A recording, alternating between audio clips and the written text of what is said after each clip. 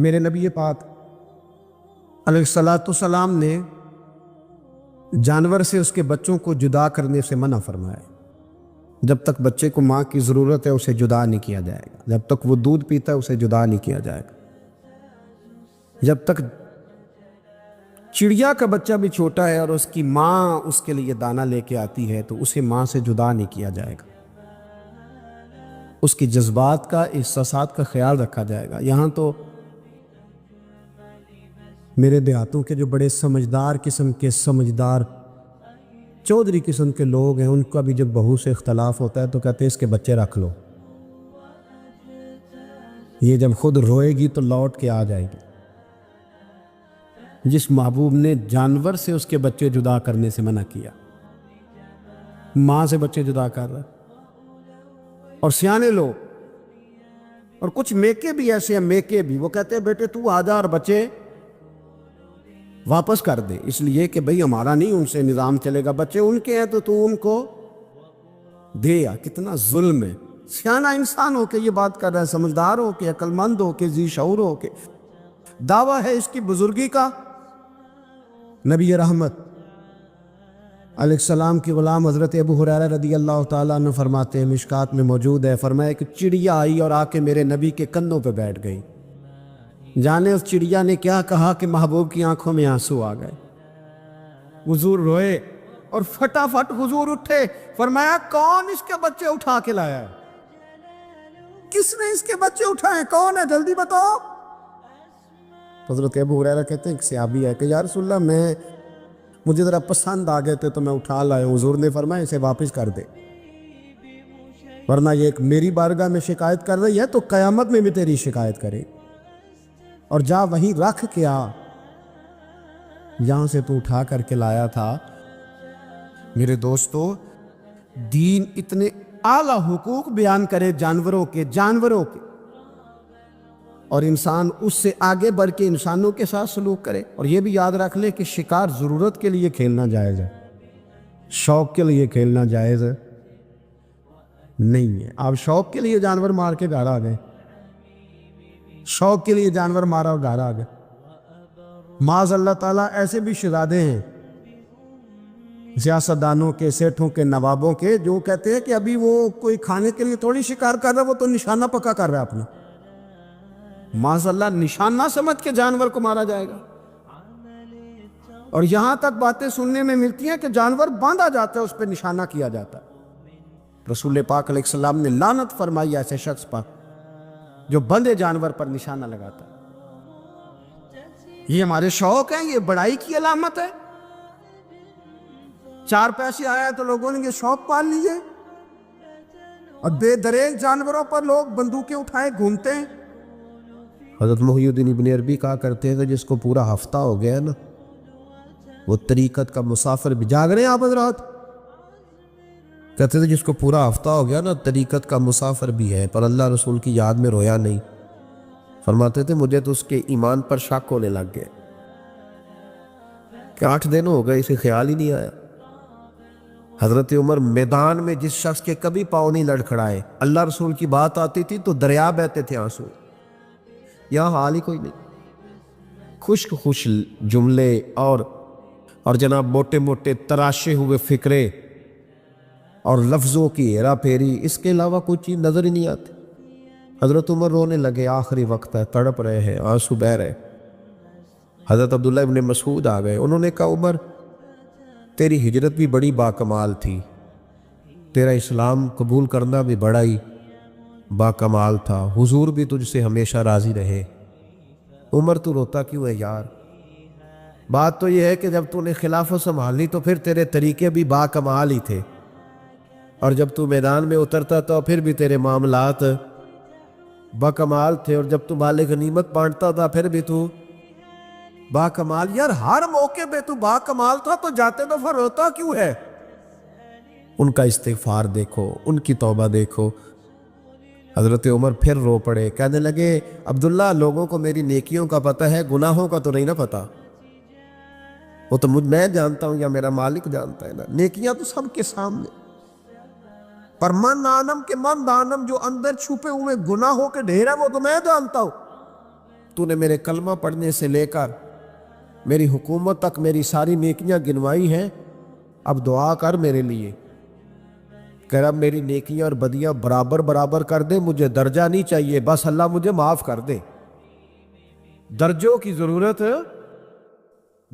ضرورت نہیں ہے، یہاں تو لوگ درجات لے کے بیٹھے۔ حافظ کہتا ہے کہ میں جتنے آیتیں ہوں گی اتنے میرے درجے بلند ہوں گے، پہلے درجوں والا کام تو کوئی کرنا۔ مولانا کہتے ہیں کہ نور کے ممبر پہ بیٹھوں گا، بھائی پہلے بتا نور کے ممبر کی طرف تیرا سفر بھی جاری ہے کہ نہیں؟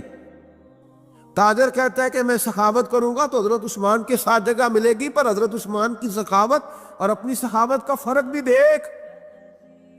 مجاہد کہتا ہے کہ میں نبی پاک کے جہاد والے صحابہ کی پشت پہ رہوں گا تو پہلے اپنے کام تو دیکھ، اور جب ساری باتیں سمجھ میں نہ آئے تو پھر اللہ کی بارگاہ میں استغفار کر، پھر بیٹھ۔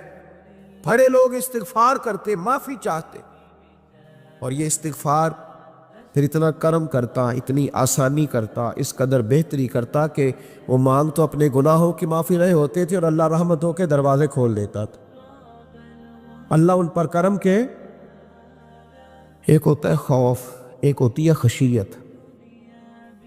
خوف والے لوگ توبہ کرتے ہیں، خشیت والے استغفار کرتے ہیں۔ ایک ہوتا ہے خوف، ایک ہوتی ہے خشیت والے استغفار کرتے۔ نبی کریم علیہ السلام نے فرمایا میں دن میں 100 مرتبہ استغفار کرتا، دن میں۔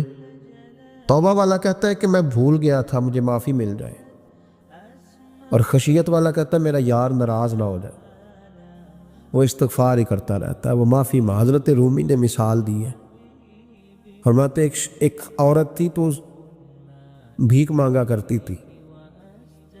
ایک دن بادشاہ کے دروازے پہ بھیک مانگنے گئی تو بادشاہ کو پسند آ گئی، اس نے نکاح کر لیا۔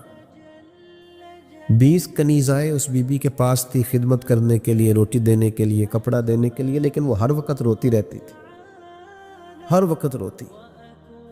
ایک سمجھدار کنیز کہنے لگی کہ ملکہ اب تیرا درجہ بہت بڑا ہے، تو ہر وقت روتی رہتی ہے، معافی ہی مانگتی رہتی ہے ہر وقت، کون سی ایسی نعمت ہے جو تیرے پاس نہیں؟ تو وہ کہنے لگی اس لیے تو روتی ہوں۔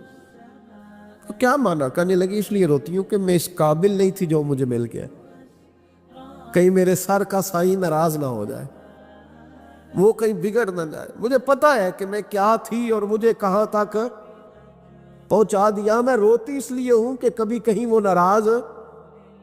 حضرت عمر اس لیے روتے تھے کہ کہیں مصطفیٰ ناراض نہ ہو جائے، حضرت ابو بکر اس لیے تڑپتے تھے کہ کہیں اللہ کا فضل روٹھ نہ جائے۔ یہ جو مولا علی اپنے کمرے میں بیٹھ کے زور زور سے استغفار پڑھتے، تو اس لیے نہیں کہ بڑے پاپ تھے جن کی معاذ اللہ معافی مانگتے تھے، اس لیے کہ رب رسول کہیں ناراض نہ ہو۔ خشیت تھی کہ جہاں ہم پہنچے ہوئے کہیں وہاں سے واپس۔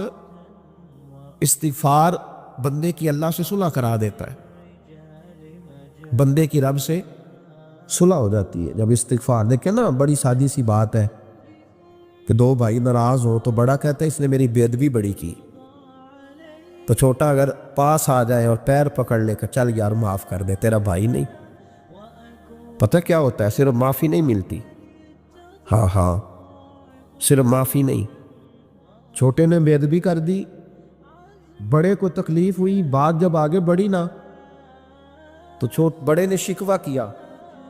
جب لوگوں نے چھوٹے کو سمجھایا تو چھوٹا جب معافی مانگتا، ادھر دیکھو میری طرف، جب چھوٹا معافی مانگتا ہے نا اٹھ کے جاتا ہے اور بڑے کے پیر پکڑتا تو میرا معاف نہیں کرتا، بڑا رو بھی پڑتا ہے، بڑا رو بھی پڑتا ہے، اور وہ کہتا ہے کہ وہ میں اور تم اماں کے پاس اکٹھے بیٹھتے، ایک باپ کی موٹر سائیکل پہ اکٹھے بیٹھتے، تو تیرا اور میرا رشتہ اتیار تو نے یہ کیوں؟ وہ جو آنسو نکلتے ہیں نا، وہ درد ہوتا ہے، وہ کیف ہوتا ہے، وہ سوز ہوتا ہے، وہ لذت ہوتی ہے، وہ پیار ہوتا ہے۔ رب کہتا ہے تو معافی مان، انہو کان غفارا، تو معافی مانگ، میں تجھے معاف بھی کروں گا، تیرے اوپر رحمت بھی فرماؤں گا، تیرے اوپر کرم نوازی بھی کروں گا، تجھے نواز دوں گا، تجھے عطا کروں گا۔ حضرت موسیٰ کلیم اللہ علیہ السلام کا زمانہ مبارکہ تھا، قحط پڑ گیا، بارش نہیں ہوتی۔ ہم لوگ نا اب تو خیر ہمارے پاکستان میں تو ٹیبل ٹاک ہوتی ہے، ٹاک شو ہوتے ہیں ہمارے یہاں، تو پتہ کیا جاتا ہے کہ بارش ہو کیوں نہیں رہی، پھر اس پہ یہ ہوتا ہے کہ دھواں بڑا چڑھ گیا ہے، حالات بڑے خراب ہے، فلاں ایسے ہو گیا، قحط کا ہم تو اسباب تلاش کرتے رہتے ہیں نا جی، فوق بہت زیادہ ہے، فلاں چیز ایسے ہے، فلاں چیز ایسے ہے، ہم تو یہ تلاش کرتے رہتے ہیں۔ وہ لوگ یوں نہیں کرتے تھے، وہ سیدھے جا کے مصلوں پہ بیٹھتے تھے، اس لیے کہ وہ کہتے تھے جب رب چاہتا ہے تو پھر کوئی چیز کسی چیز کو روک سکتی، وہ سیدھے مصلے پہ بیٹھتے۔ اعلیٰ حضرت فاضل بریلوی رحمۃ اللہ علیہ کے پاس ایک مولانا محمد حسین آئے، وہ فلکیات کے بڑے ماہر تھے، تو اعلیٰ حضرت نے فرمایا ذرا ستاروں کا حساب لگا کے دکھاؤ بارش کب ہوگی، کہنے لگا پورا مہینہ تو نہیں ہوگی۔ تو اعلیٰ حضرت رحمۃ اللہ علیہ فرمانے لگے کہو کہ میرا علم کہتا ہے مہینہ نہیں ہوگی، اللہ چاہے تو ابھی ہو سکتی ہے۔ کہنے لگا جی وہ تو ٹھیک ہے پر میرا علم، وہ جیسے روز لوگوں نے پیر نیٹو حسین شاہ صاحب نہیں کھولے ہوتے کہ بارش کب آئے گی، اور اس کی طرف نہ دیکھ، مصلے پہ بیٹھ، مہربانی کر مصلے پہ بیٹھ، اللہ کی بارگاہ میں حاضر ہو، اسے معافی مانگ، اسے منا تاکہ وہ رحمت کی بارش۔ کہنے لگا جی میرا علم کہتا ہے، تو اعلیٰ حضرت فرمانے لگے پھر وہی بات، تو کہ اللہ چاہے تو بارش ابھی، لیکن یہ جو اڑ گئے ہیں نا بیچارے، یہ اڑ ہی گئے ہیں، یہ جہاں الجھ گئے ہیں وہاں یہ لوگ الجھ گئے، اللہ ہمیں الجھنے سے محفوظ فرمائے۔ تو اعلیٰ حضرت اٹھے تو فرمایا ٹائم کیا ہوا ہے گھڑی پہ، کہنے لگا جی 12، تو اعلیٰ حضرت نے گھڑی گھمائی، ہم کیا بج گیا، کہنے لگا 4 بج گئے، فرمانے لگے بج گئے نا 4، کہنے لگا جی آپ نے گھڑی گھما جو دی ہے، فرمانے لگے اللہ بھی جب چاہے تو ستارے گھما دیتا ہے، اللہ بھی ستارے گھما دیتا ہے بارش۔ کہنے لگا جی وہ تو ٹھیک ہے پر مہینہ نہیں ہو سکتی، اڑا ہوا بندہ اس کا کوئی علاج ہے، جو اڑ جو جائے اس کے لیے قرآن کہتا ہے وَإِذَا خَاطَبَهُمُ الْجَاهِلُونَ قَالُوا سَلَامًا، اسے سلوٹ کرو دور سے، اسے کو تو جان اور تیرا۔ کہنے لگا جی ہو نہیں سکتی پورا مہینہ، فرمانے لگے یار تو جا اپنا کام کر۔ وہ شخص کہتا ہے میں نے دروازہ کھولا اعلیٰ حضرت کا، کمرے سے باہر نکلا تو تیز بارش ہو رہی، واپس آیا تو میں نے کہا احمد رضا یہ عقیدہ کہاں سے لیا ہے، فرمایا دروازہ مصطفیٰ سے لیا ہے صلی اللہ علیہ وسلم۔ تو یاد رکھیں کہ اللہ کو منانا چاہیے، استغفار کرنا چاہیے، اس کی برکات۔ حضرت موسیٰ ساری قوم کو لے کے نکل گئے، آؤ بھائی میدان میں اللہ کی بارگاہ میں استغفار کریں اور بارش کا سوال کریں، بارش مانگے۔ جب باہر نکلے دیر تک دعائیں ہوتی رہیں، تو حضرت موسیٰ علیہ السلام کو رب کریم نے وحی فرمائی کہ موسیٰ آپ کی قوم میں نے ایک شخص ہے جس کو 40 سال ہو گئے نافرمانی کرتے، اس نے رب سے صلح نہیں کی۔ کتنے لوگ ہیں؟ ایک، اور 40 سال سے وہ نافرمان ہے، اس کو مجمع سے نکال دو بارش ہو جائے۔ اگر ایک گناہگار کی وجہ سے بارش رک جاتی ہے، اور جہاں دروازے کھلے ہوئے ہوں، جہاں تنہائیاں خوفناک ہو، اور جہاں تباہی اتری ہوئی ہو، اور جہاں لوگ کروڑوں روپیہ مال ہڑپ کر گئے ہوں، اور جہاں علماء کو ہتھ کڑیاں لگا کے ٹھنڈی زمینوں پہ لٹا دیا جائے، اور قوم کہہ رہی ہو اچھا ہوا اچھا ہوا، اور لوگ پھبتیاں اڑا رہے ہوں، مذاق کر رہے ہوں،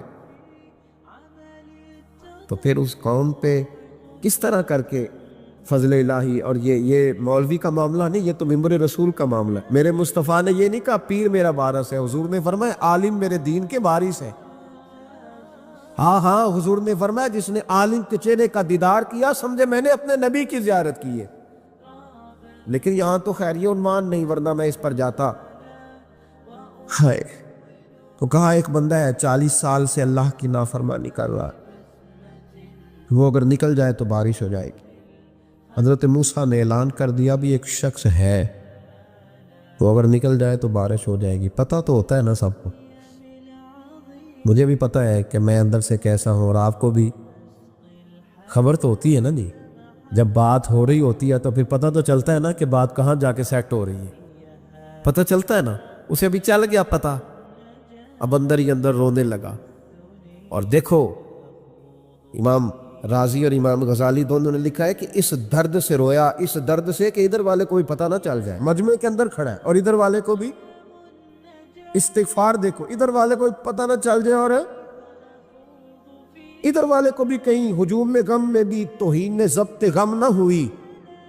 ہم اس احتیاط سے روئے کہ آنکھ نم نہ ہوئی، ہجوم میں غم نے بھی توہین نے ضبط غم نہ ہوئی. ہم اس احتیاط سے روئے کہ آنکھ نم نہ ہوئی، روئے بھی پر کسی کو آنسو نہیں دیکھنے دیے.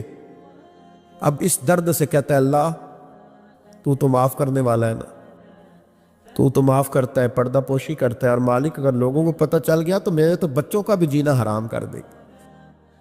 یا اللہ میری تو آنے والی نسل بھی تڑپ کے وقت گزارے گی. مالک تو معاف کر دیا کرتا ہے، لوگ نہیں معاف کرتے. اے اللہ یہ میری خوبیاں بھول جائیں گے، میری خامیوں پر بات. مالک میں یہ ذلت نہیں برداشت کر سکتا، فضل فرما. حضرت موسیٰ نے دوبارہ اعلان کیا، نکلتے ہو کہ نہیں نکلتے؟ پھر تڑپا، خداوندا مجھے بے آبرو نہ کر. یہ ذلت اور رسوائیاں یہ نہیں برداشت ہوتی. اللہ درگزر. حضرت موسیٰ نے تیسرا اعلان کیا، نکلتا ہے یا میں پھر اس کا نام لوں؟ اللہ سے پوچھ کے نام لوں اس کا، بتاؤ کون ہے؟ اب تو تڑپ گیا، کہنے لگا مالک میں تیری بارگاہ میں استغفار کرتا ہوں، آئندہ نہیں کرتا، آئندہ نہیں کرتا. یہ لفظ ادا کیے، بندہ کوئی بھی نہیں نکلا. رب کریم نے بارش عطا کر دی، تیز بارش. جب برسی نا تیز بارش، لوگ تو مین دیکھ کے دوڑ گئے. تو حضرت موسیٰ کہنے لگے یا اللہ مجھے بھی تو بتا، تو نے کہا تھا کہ جب تک بندہ نہیں نکلتا بارش نہیں ہوگی. تو نکلا کوئی بھی نہیں، بارش ہو گئی، ماجرا کیا ہے؟ تو رب کریم نے فرمایا موسیٰ بس اس نے مجھ سے صلح کر لی، اس نے مجھ سے صلح کر لی. اور امام غزالی نے لفظ لکھے، حضرت موسیٰ نے پوچھا، حالانکہ اللہ اپنے نبیوں کو غیب کے خزانے دیتا ہے، پوچھا کہ اے اللہ مجھے اس کا نام بتا دے. تو رب کریم نے فرمایا موسیٰ جب گناہ گار تھا تب نہیں کسی کو بتایا، جب پاپی تھا تب نہیں بتایا، جب مجرم تھا تب نہیں بتایا، اب کیسے بتا دوں؟ فرمایا اس کی میری صلح ہو گئی ہے. اور فرمایا جو بارش نہیں نہ ہو رہی تھی وہ بھی اس کی وجہ سے نہیں ہو رہی تھی، اب جو ہوئی ہے نا تو یہ بھی اسی کی وجہ سے ہوئی ہے. یہ بارش اب جو ہوئی ہے تو یہ بھی اس گناہگار کے سبب سے. اپنی راتیں اللہ کے ساتھ گزارے، مصلی پہ بیٹھے. میرے صاحب رحمۃ اللہ علیہ سے جب کو کہتا نا کہ بڑا پریشان ہوں تو کچھ بتائیں، تو فرماتے آج رات مصلی پہ بیٹھ کے اپنے رب سے بات کرنا، میں بھی بات کروں. بندوں کو دکھ بتانے سے عزت میں کمی آتی ہے، اور اگر اللہ کو بندہ اپنے دکھ بتائے تو اللہ عزتیں بڑھا دیتا ہے. ترمذی شریف کی حدیث ہے، نبی پاک علیہ السلام نے فرمایا اگر تو دنیا داروں کو دکھ بتائے گا تو اللہ تجھے غنی نہیں کرے گا، اور اگر تو اپنے رب کو بتائے گا تو اللہ بڑی جلدی تجھے دنیا سے بے نیاز کر دے. تجھے لوگوں کی ضرورت نہیں رہے گی. استغفار کرے، کثرت سے کرے، ذوق سے کرے، مصلی آباد رکھے. ہر شے دیکھو نا، جس طرح کھانے کی میز آباد رہتی ہے، بستر آباد رہتا ہے، ہمارے دیگر معاملات، اگر مصلی نہ آباد رہے تو روح بے چین رہتی، طبیعت بے قرار رہتی. انسان میں نے دیکھا ہے بڑے بڑے سمجھدار لوگ پاگلوں جیسے زندگی گزار رہے ہیں، بولتے جا رہے ہیں، بولتے جا رہے ہیں، بولتے جا رہے ہیں. ایسے کسی کو کوئی خبر کہ 6 فون اٹھائے ہوئے ہیں، ایسے جیسے ڈسٹرب ہو گئے مینٹلی طور پر. وجہ کیا ہے کہ ان سے جان نہیں چھڑاتے. کبھی سارے موبائل بند کر کے نا، سارے بچے ہر چیز سائیڈ پہ کر کے مصلی پہ بھی آنا چاہیے. اور مالک تو بڑا ہی قریب ہے، اللہ تو بڑے کنز المال کی حدیث سنا کے بعد سمیٹتا ہوں. نبی پاک صلی اللہ تعالی وسلم فرماتے ایک شخص تھا بنی اسرائیل میں، بڑا مالدار تھا، تو پھر اس پہ غربت آ گئی. جب غربت آئی تو رو پڑا، کہنے لگا اے اللہ میں غریب ہو گیا ہوں، میری مدد فرما، میں نے بڑی نافرمانی کی ہے تیری. مالدار جب تھا تو بڑی موج کو، یا اللہ میں نے بڑی اب نہیں کروں گا، مجھے اس غربت سے نکال. تو اللہ نے فرشتوں سے کہا کہ دے دو جو مانگتا ہے. تو فرشتے کہنے لگے یا اللہ یہ توبہ کر کے نہیں آیا، ڈر کے نہیں آیا، یہ تو الجھ گیا ہے تب آیا ہے. یہ تجھ سے ڈر کے ہوتا ہے نا ایسے کہ لوگ اللہ سے نہیں ڈرتے جتنا غربتوں سے معاذ اللہ ڈرتے ہیں. یا اللہ یہ تو وہ الجھ گیا تب آیا, تو اللہ نے فرمایا پتہ مجھے بھی ہے, لیکن آ تو گیا ہے نا, چلو دے دو. تو کہا یا اللہ اگر دے دیا تو دوبارہ نہیں آئے گا. فرمایا اس کا بھی مجھے پتہ ہے, تم دے دو. اسے دے دیا. جب دولت مل گئی نا تو کہنے لگا اوہو وہ تو میں نے اس طریقہ سے ہی استعمال کیا اس لیے کامیاب ہو گیا. پھر کچھ وقت گزرا تو پھر الجھ گیا, پھر قرضے چڑھ گئے, پھر سارے علاج کر. کہنے لگا یا اللہ اب نہیں کرتا, اب معاف کر دے. 70 دفعہ توبہ کی اور 70 دفعہ توڑی. حبیب کریم فرماتے ایک دن بستر پہ تھا, آسانی تھی, 70 دفعہ فرشتوں نے کہا یا اللہ یہ جھوٹا ہے, جھوٹ بولتا ہے, یہ تو غربت ہے, یہ تو تیری بارگاہ میں آیا ورنہ کبھی نہ آتا. بیمار ہوا ہے تو آیا, اس کا تو بچہ بیمار ہوا ہے تو آیا ورنہ کبھی نہ آتا. 70 دفعہ توبہ توڑی. ایک دن رات کو بستر پہ لیٹا تھا, دولتیں بھی تھی, آسانیاں بھی تھی. دل میں خیال آیا میں کتنا جھوٹا ہوں, جب الجھ جاتا ہوں تو اس کے دروازے پہ جاتا ہوں اور وہ کتنا قریب ہے. مجھے خالی نہیں لوٹاتا, تڑپ اٹھا, آنسو نکل گئے, اٹھ کے مصلی پہ کھڑا ہوا تو رب کریم نے فرشتوں سے فرمایا کھول کے دیکھو دروازے, آج یہ غربت کی وجہ سے نہیں آیا, آج میرا بن کے آیا ہے. تو یا اللہ پہلے تو دولت دیتا تھا, آج کیا دے گا؟ تو محبوب فرماتے اللہ فرماتے ہم نے اسے بغیر حساب کتاب جنت عطا کرو گا. ایک حدیث نہ پڑھ دو مسلم شریف سے, بخاری سے ایک حدیث نہ پڑھ لو تاکہ یہ بات مضبوط ہو جائے. حضرت ابو طلحہ رضی اللہ تعالی, بیٹا شدید بیمار, مزدور آدمی تھے, کئی دنوں سے گھر تھے. بیوی کہنے لگی اگر آپ گھر میں بیٹھے رہیں گے تو کھائیں گے کہاں سے, جاؤ آپ مزدوری کرو, میں بیٹے کو دیکھتی ہوں. ابو طلحہ مزدوری کرنے چلے گئے. شام کو آئے تو بیٹا فوت ہو چکا تھا. عورتیں بے حوصلہ ہوتی ہے نا اکثر, پر بیوی نے سفید کپڑا ڈال کے کمرے میں رکھ دیا. بیٹا, ماں اور بیٹا کو ناپ تکتا ہے رشتہ, بیٹے میں سفید چادر ڈال کے کمرے میں رکھ دیا. حضرت ابو طلحہ انصاری آئے, بیٹے کا کیا حال ہے؟ کہنے لگی اللہ کی رحمت میں ہے. اللہ کی کیسا جملہ ہے, اللہ کی رحمت میں ہے. خامد نے کھانا کھایا, بیوی سے ملنے کو دل کیا تو ملاقات ہو. فارغ ہو کے بیٹھے تو خاتون اٹھ کے نہ خامد کے قریب گئی, اس کا ہاتھ تھاما. کہنے لگی نبی کریم علیہ السلام کے صحابی ہو, ایک مسئلہ دریافت کرنا تھا, بتاؤ گے؟ کہ پوچھو. کہنے لگی اگر کوئی آپ کے پاس امانت رکھوائے اور پھر اپنی امانت واپس مانگے تو کیا کرو گے؟ حضرت ابو طلحہ کہنے لگے پوچھنے والی کیا بات ہے, جس کی امانت ہے واپس کر دیں گے. اب زوجہ روئی, اب صبر والی بی بی روئی, اب ماں روئی, آنسو ٹپکے. آنچل سے پوچھ کے کہنے لگی ابو طلحہ وہ بیٹا بھی اللہ کی امانت تھا اور رب اپنی امانت لے گیا ہے, اٹھو غسل کفن کا بندوبست کرو.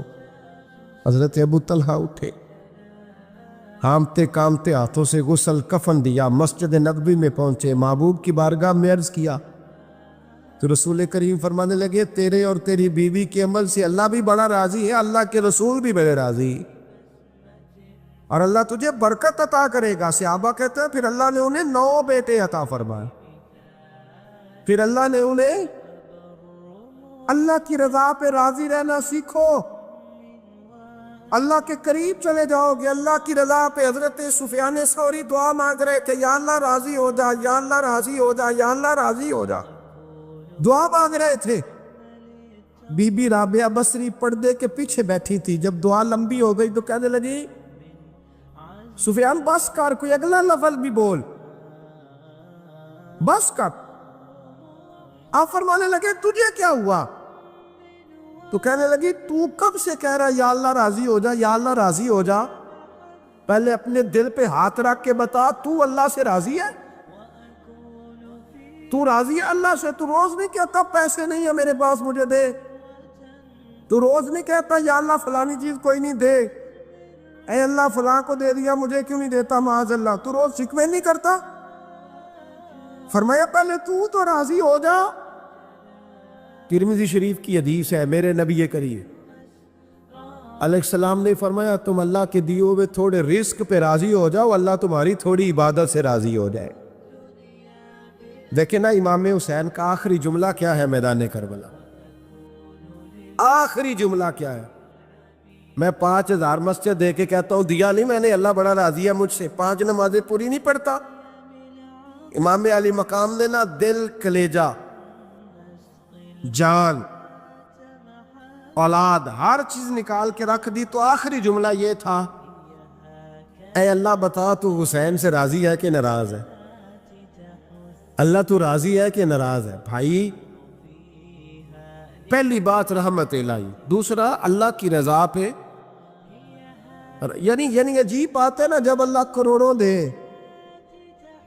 تو دنیا چھپاتی ہے، اور جب تھوڑا کاروبار ٹھنڈا ہو جائے تو ساری دنیا کو دنیا بتاتی ہے۔ تو جب میں تو کہہ رہا ہوں کہ میں بندہ ڈھونڈ رہا ہوں جو مجھے ملے، آ کے کہے کہ شکر کا طریقہ بتاؤ، تو مل ہی نہیں رہا۔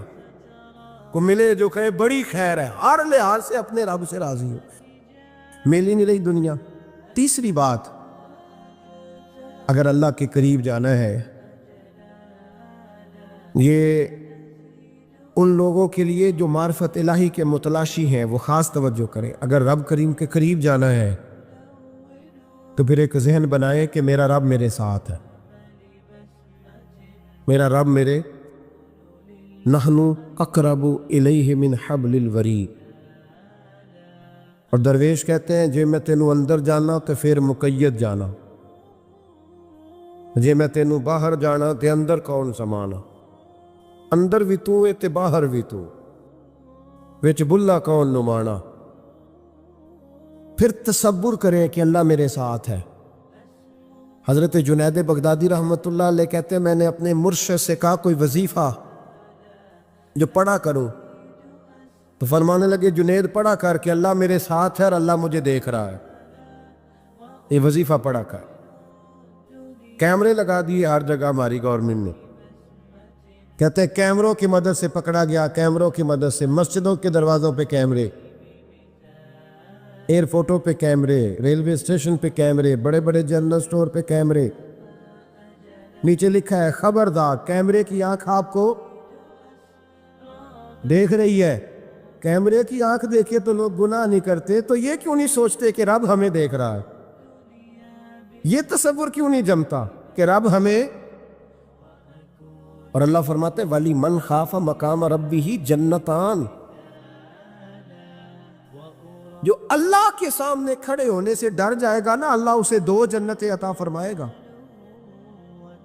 اللہ اسے ایک دفعہ اگر کوئی ڈر گیا اللہ کے سامنے کھڑے ہونے، کتنی دفعہ بولے تو صحیح؟ اس پر ہمارے مفسرین نے لکھا ہے کہ کبھی زندگی میں ایسا ہو کہ گناہ پر ہمارا پورا قبضہ ہو گیا ہو، گناہ پورا قابو میں آ گیا، اب کوئی روکنے والا نہیں، تو فرمایا جو اس وقت اللہ کے خوف سے ڈر جائے گا اللہ اسے 2 جنتیں عطا فرمائے گا۔ امام شافعی رحمۃ اللہ علیہ کے زمانے میں نا ایک بادشاہ کا اپنی بیوی سے جھگڑا ہو گیا،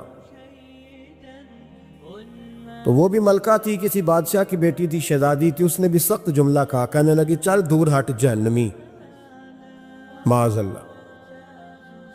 اب اس نے اپنے خامد کو جہنمی کہا تو وہ کہنے لگا اس کا خامد کہ اچھا تو مجھے جہنمی کہتی ہے، جا پھر اگر میں جنتی نہیں تو تجھے 3 طلاقیں۔ اب کیسے ثابت ہو کہ جنتی ہے کہ جہنمی ہے؟ کیسے پتا چلے گا؟ علماء سے پوچھا تو وہ کہنے لگے ہم کیسے بتائے گا، کون ڈگری دے کہ تو جنتی ہے کہ جہنمی ہے؟ بات دور نکل گئی، امام شافعی کے پاس گیا، وہ رسوخ رکھتے ہیں علم فقہ کا، ان کے پاس گیا، جا کے کہنے لگا حضور یہ مسئلہ ہے۔ امام صاحب فرمانے لگے اکیلے میں مجھے ملتے ہو؟ وہ اندر آیا، کچھ دیر گفتگو ہوئی تو امام صاحب فرمانے لگے لو جی یہ بندہ جنتی ہے، اس کی بیوی کو طلاق کوئی نہیں ہوئی، یہ جنتی ہے۔ آپ کو پتہ ہے لوگ فتویٰ جلدی دے دیتے ہیں. کچھ لوگ خلاف تقریریں کرنے لگے کہ بادشاہ تھا تو امام صاحب نے بچا لیا ہے. کیسے آپ نے ڈگری دے دی کہ جنتی ہے جی. تو امام صاحب کہنے لگے تم بحث نہ کرتے تو میں بات پردے میں رہنے دیتا. سنو، میں نے بادشاہ کو تنہائی میں بلا کے پوچھا ہے کہ کبھی اللہ سے بھی ڈرے ہو؟ صرف اس لیے کہ اس وقت اللہ دیکھ رہا ہے. یہ نیت کبھی بندوں سے ڈر کے تو بندے بڑے گناہ نہیں نہ کرتے، کبھی اللہ سے ڈر کے بھی چھوڑا ہے. تو بادشاہ کہنے لگا بالکل چھوڑا ہے. میری ایک کنیز تھی بڑی خوبصورت، غریب گھر کی ملازمہ، غریب گھرانے کی تھی. ایک دن میں آیا تو میرے کمرے میں صفائی کر رہی تھی. معاذ اللہ میرا اس پہ دل آ گیا، میں نے دروازہ بند کر لیا. دنیا کی کوئی طاقت نہیں تھی،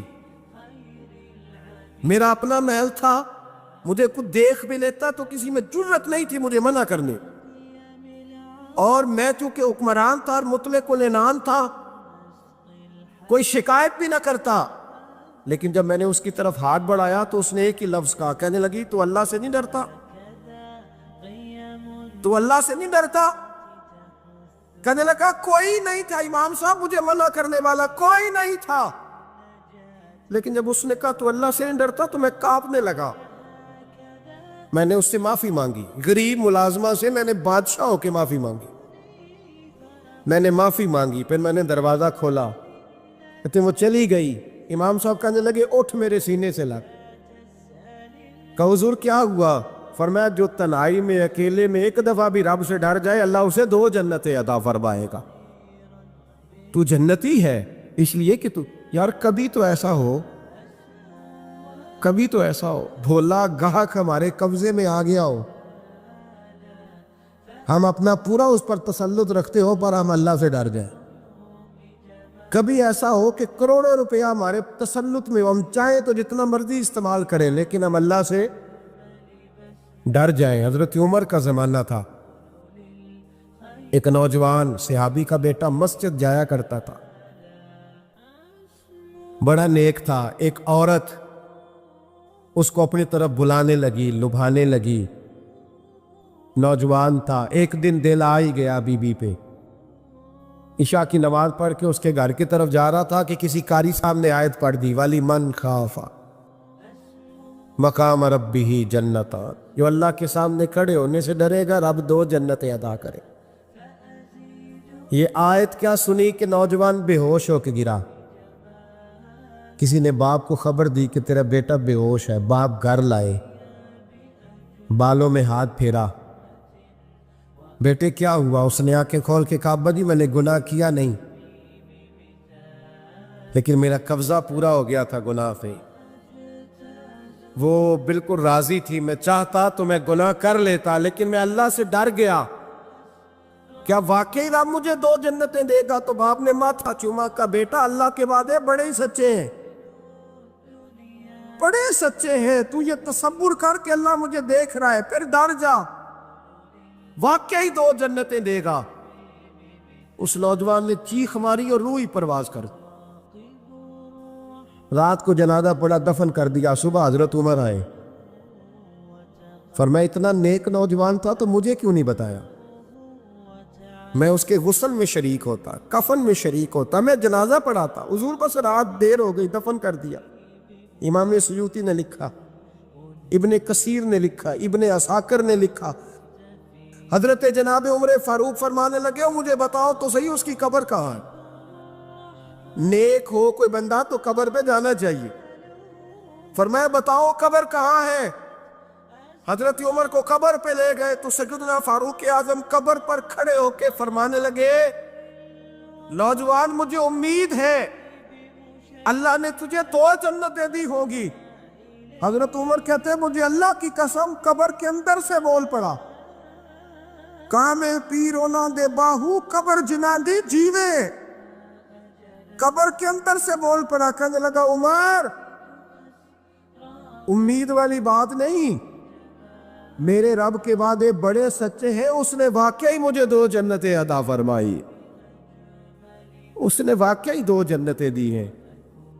کبھی کوئی کام تو ایسا ہو جو صرف اللہ سے ڈر کے چھوڑا جائے، پھر اس کا قرب پانا آسان ہو جائے گا۔ اللہ سمجھنے کی توفیق عطا فرمائے۔